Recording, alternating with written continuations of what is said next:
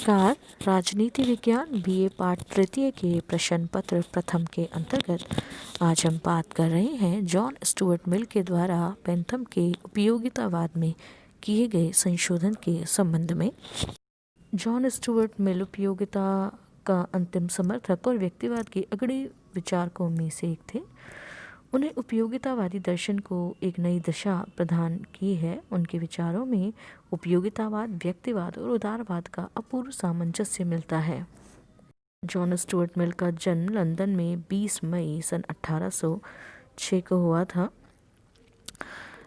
John Stuart Mill ने काफ़ी कम आयु में ही काफ़ी शिक्षा ग्रहण कर ली थी। वे फ्रांस गए, जहां वो बेंथम के भाई सर सैमुअल बेंथम के पास भी रहे। इंग्लैंड वापस लौटने पर वो वापस अपने किताबों की दुनिया में खोए। उन्हीं दिनों बेंथम की पुस्तक कानून के सिद्धांत उन्होंने पढ़ी और इस पुस्तक के बारे में वे अपने आत्मकथा में लिखते हैं कि इस पुस्तक के अध्ययन से मेरे जीवन में और मानसिक विकास में एक नवयुग का श्री गणेश हुआ। उन्होंने एक संस्था बनाई जिसका नाम रखा यूटिलिटेरियन सोसाइटी में लंदन के प्रबुद्ध विद्वान सामयिक विषयों पर खुलकर बहस करते थे। 17 वर्ष की आयु में ईस्ट इंडिया कंपनी के भारत के साथ होने वाले पत्र व्यवहार विभाग के निरीक्षण कार्यालय में उन्हें क्लर्क की नौकरी मिली। इसी समय 2 घटनाएं भी उनके जीवन में आमूलचूल परिवर्तन का कारण बनी। संयोग से उनके हाथ एक फ्रेंच उपन्यासकार और नाटककार जॉन फ्रांकोis मार्मोंतेले की पुस्तक संस्मरण लगी। जिस पुस्तक को पढ़ के उन्होंने महसूस किया कि मनुष्य का भौतिक सुख, भौतिक उपलब्धियां ही कुछ नहीं होते, भौतिक और आत्मिक सुखों के समन्वय का नाम ही असली सुख है। दूसरी घटना 1830 में उनका परिचय एक अत्यंत प्रभावशाली और मेधावी श्रीमती हैरियट टेलर के साथ में हुआ, जिससे बाद में उन्होंने विवाह भी किया। मिल मानते थे कि वे उनसे भी बड़ी विचारक हैं। 1966 में वेस्टमिंस्टर क्षेत्र से मिल ने कॉमन सभा के लिए चुनाव में लड़ा। उन्होंने संसद में महिला मताधिकार, अल्पमत प्रतिनिधित्व और खुले मतदान का प्रबल समर्थन किया। सन 1873 में एवेगनॉन में मिल का निधन हो गया। स्टुअर्ट मिल का संपूर्ण जीवन अध्ययन, चिंतन और लेखन में ही रहा। 1834 से 1840 में वो लंदन रिव्यू के संपादक भी रहे। इस पत्रिका का नाम बाद में लंदन एंड वेस्टमिंस्टर रिव्यू कर दिया गया। ने अनेक महत्वपूर्ण लेख भी लिखे, जिसके कारण एक तर्कशील विद्वान के रूप में उन्हें बहुत प्रसिद्धि मिली। प्रमुख रचनाएं इस प्रकार थी: system of logic, the principles of political economy, on liberty, consideration of representative government, utilitarianism, thoughts on parliamentary reforms, the subjection of women, autobiography और एसेस ऑन रिलीजन। इस प्रकार जॉन स्टुअर्ट मिल ने विभिन्न रचनाएं लिखी हैं। उनकी पुस्तकों का प्रकाशन क्रम सन 1843 से प्रारंभ हुआ, जो 1873 में उनकी मृत्यु के पश्चात 1 वर्ष तक चलता रहा। J.S. मिल ने राजनीतिक दर्शन की शिक्षा बेंथम से ही पाई थी। प्रस्तुत है, मिल ने अपना चिंतन एक बेंथमवादी के रूप में ही प्रारंभ किया था, परंतु मिल उपयोगितावाद के परंपरावादी समर्थक न रह सके और वह उनके संशोधक बन गए। मिल के समय में उपयोगितावाद को केवल भौतिक सुखवाद का दर्शन मानकर कार्लाइल जैसे अनेक विद्वान उस पर तीव्र प्रहार करने लगे थे। इसलिए मिल ने सिद्ध करने का प्रयास किया कि उपयोगितावाद केवल भौतिक सुखवाद का ही समर्थन नहीं करता। उन्होंने कुछ सुखों का उच्च कोटि का और कुछ को निम्न कोटि का सिद्ध किया। मिल ने अपनी पुस्तक यूटिलिटेरियनिज्म में उपयोगितावाद का संशोधित विचार दर्शन प्रस्तुत किया। ये उनके नवचिंतन का ही परिणाम है, जिसमें वे सुखों के गुणात्मक अंतर की भी विवेचना करते हैं। मिल के अनुसार कुछ सुख दूसरे सुखों से श्रेष्ठ होते हैं, इसलिए कुछ विशिष्ट प्रकार के सुखों की दूसरे सुखों की अपेक्षा इच्छा करना उचित है। मिल भौतिक सुखों के साथ साथ नैतिक सुखों पर भी बल देते हैं। मिल ने बेंथम के उपयोगितावाद में विभिन्न संशोधन किए। जैसे सुखों में उन्होंने गुणात्मक भेद माना। बेंथम सुखों में मात्रात्मक भेद मानते थे, किंतु मिल ने उनमें गुणात्मक अंतर भी माना। बेंथम के अनुसार सब सुख समान है, अतः खेलने में भी उतना ही आनंद आता है जितना काव्य पाठन में। मिल ने इसका प्रतिवाद करते हुए कहा कि सुख में केवल मात्रा का ही नहीं वरन गुण का भी भेद होता है। और इसके पक्ष में उन्होंने बताया कि जिन लोगों को उच्च स्तरीय और निम्न स्तरीय दोनों प्रकार के सुखों का अनुभव है, वे उच्च स्तरीय सुखों को निम्न स्तरीय सुखों की अपेक्षा अधिक चाहते हैं। मिल कहते हैं कि शारीरिक आनंद से बौद्धिक आनंद उत्कृष्ट है और इससे मानसिक शांति मिलता है तथा ये अधिक स्थायी होते हैं और सुरक्षित होते हैं। और मिल ने सुख को गुण की दृष्टि से उच्च तथा निम्न बताया। सुसंस्कृत लोगों को जिन बातों से सुख मिलता है वह मूढ़ लोगों के सुख से उच्च है। मानना है कि यदि विद्वान असंतुष्ट है तो वह संतुष्ट मूढ़ से कहीं अधिक अच्छा है।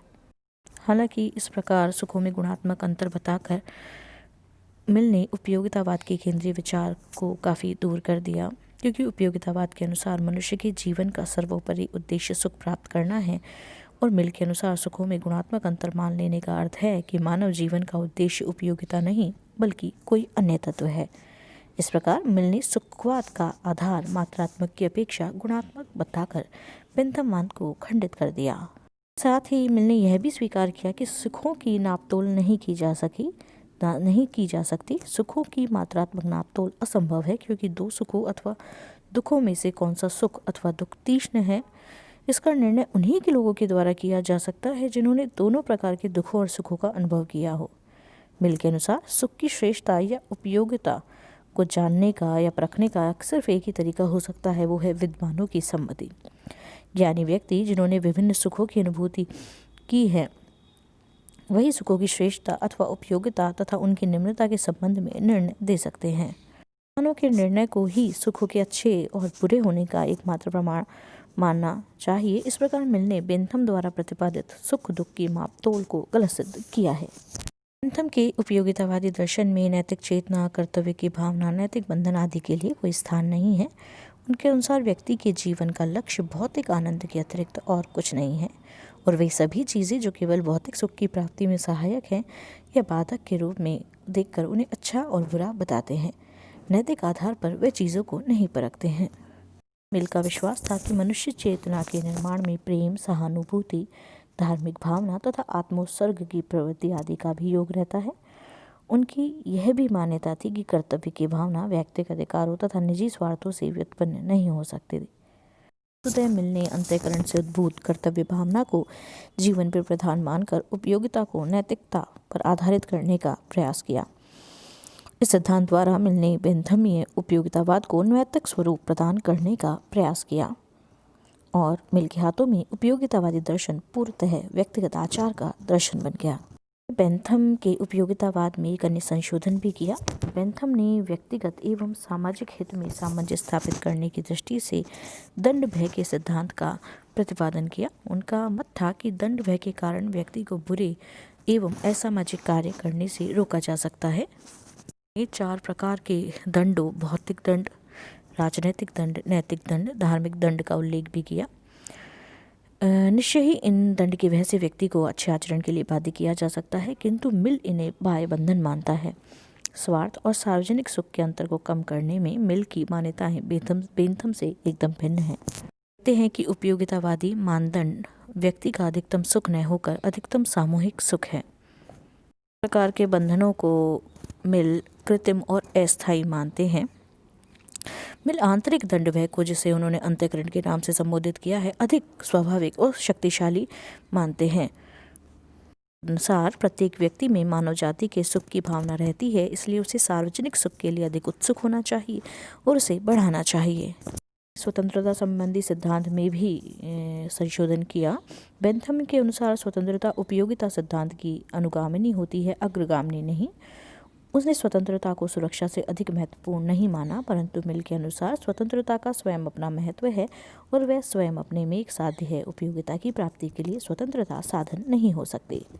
विचित्र तथ्य यह है कि बेंथम राज्य को कानूनी रूप से उच्च संस्था मानने तथा समाज कल्याण के कार्य में राज्य के हस्तक्षेप का समर्थन करने के बाद भी व्यक्ति के संपत्ति के अधिकार को महत्व देता है तथा आर्थिक क्षेत्र में राज्य के हस्तक्षेप का समर्थन नहीं करता।